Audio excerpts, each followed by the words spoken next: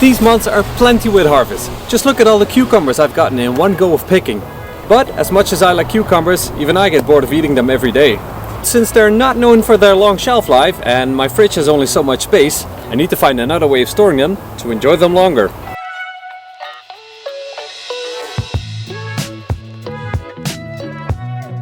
Hey, my name is Jair and today we'll be talking about preserving your vegetables as well as improving their quality by fermenting them.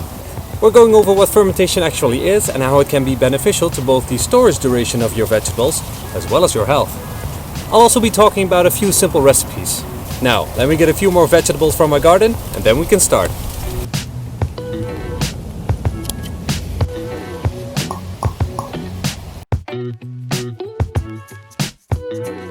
Fermentation. It's one of the oldest ways of preserving food, long before cold storage was a thing. You might have heard about it, but I'm sure you've eaten several things that have been fermented. Simple things such as bread, cheese and yogurt all have gone through the process of fermentation. And the same goes for beer and wine. So, what is fermentation? Ready? It is the chemical breakdown of organic substances into other, simpler forms, often in the absence of oxygen. This is mostly because of the desirable effects of microorganisms such as bacteria and fungi. This sounds an awful lot like composting. And you would not be far off. In fact, much like composting, fermentation is a form of decomposition. But don't be alarmed, I will tell you why that is a good thing. When you want to preserve your vegetables by fermentation, you'll often put them in a salty and oxygen-free environment. This will help to create lactic acid bacteria, or LAB for short, which are good for your overall health, especially for your digestive system. Not only that, but these bacteria create lactic acid. The combination of salt, acid and the absence of oxygen creates an environment that prevents bad microorganisms from developing. Now a quick side note here, fermenting is not the same as pickling. Although both methods are used for preserving food, pickling is when you make a brine out of vinegar, sugar, salt and water, bring it to a boil to then pour it over your vegetables that are in a jar. This process kills off any microorganisms that were present, both the bad and the good. Which leads into my next point. Not all fermented foods and beverages are created by the same microorganisms.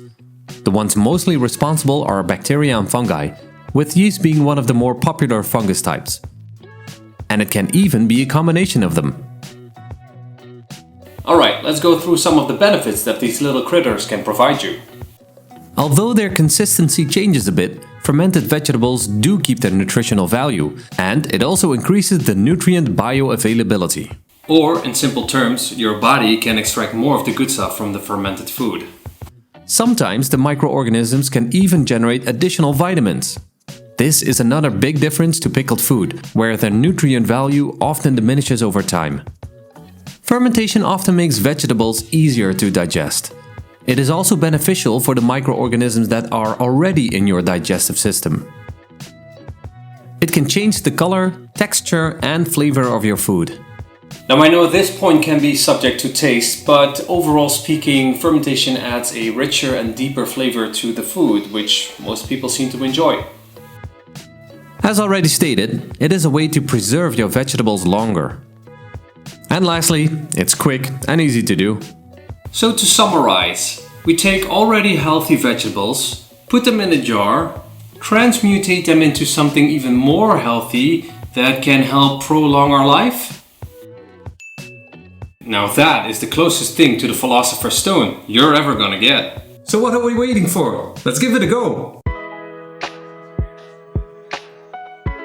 Alright, so what do we need? A jar or a canning pot.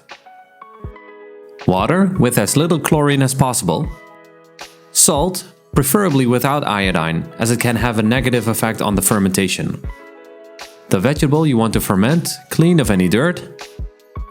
And any spices or herbs you want to experiment with, such as garlic, onion, rosemary, peppers, etc.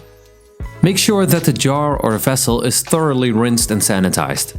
The fermentation already kills off most of the bad microorganisms, but if you want to be rather safe than sorry, you can boil water and pour it into the jars that you're gonna use. or clean them with a light acidic solution like Star San or even a quick rinse with some vinegar. If at some point you see blue, green or black mold forming or the entire project turns into a sludge, throw it away.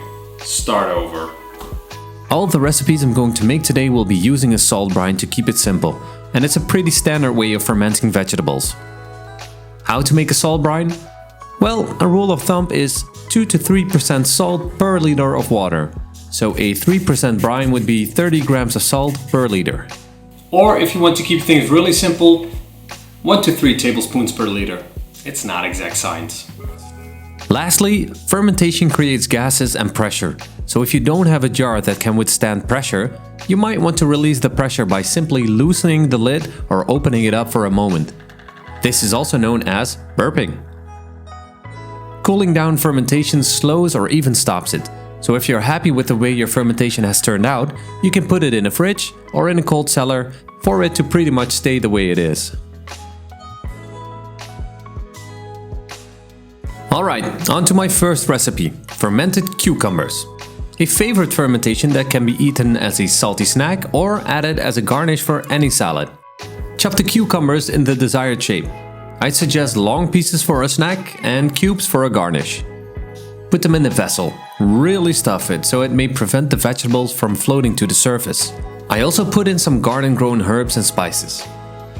Leave a little headspace and fill the jar up with the salt brine.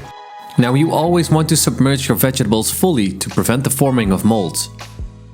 If you find that your veggies want to drift to the surface, you could use a leaf of lettuce, cabbage or beetroot to cover them up and push them down. I actually use grape leaves from our vine back at home. There are also glass fermentation weights, but they can be somewhat expensive. Just know that they are there. Leave the jar to ferment for about a week at room temperature, and then you can store it in a fridge or in a cool cellar for months. Next up is beetroot kvass. It is a popular beverage in Eastern Europe. This salty, acidic and earthy tasting liquid is a bit weird at first taste, but I have come to appreciate it. You can use it as a super healthy tonic and add it to sauces to enhance and deepen the flavor. Now I've learned that there are tons of recipes on kvass, but I will keep it simple. Same as with the cucumbers, you chop the beetroot up into manageable pieces and then fill the jar up. Add the salt brine, submerge the pieces and close the lid. With this one I don't even add herbs as the beets and acids provide a very deep flavor, and I find it becomes better the longer you let it ferment. If by consumption you have emptied the jar, you can actually add new salt brine to the beetroot and start the process again. You can use the same beetroot about 2 to 3 times and then it's time to use fresh ones.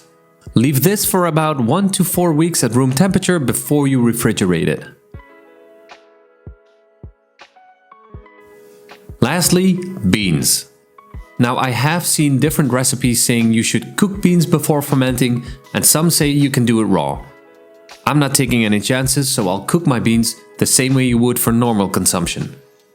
Cut the beans to the desired length, cook them and put them in cold or ice water to stop the cooking process.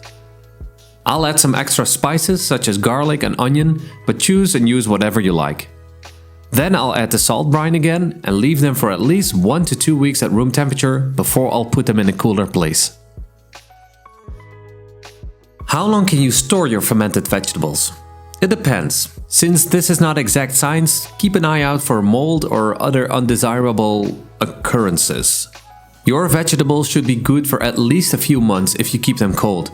But I have eaten fermented cucumbers that were well over a year old. And there you have it, fermentation. It's easy, it's healthy, and it's a way of storing and enjoying your vegetables a lot longer. Of course, don't forget to label your pots after you're done. I hope you've enjoyed this video. Maybe I have piqued your interest in the way of fermenting. If so, please leave a like and subscribe. And if you're interested in what other things microorganisms can do for you, check out my previous video right here.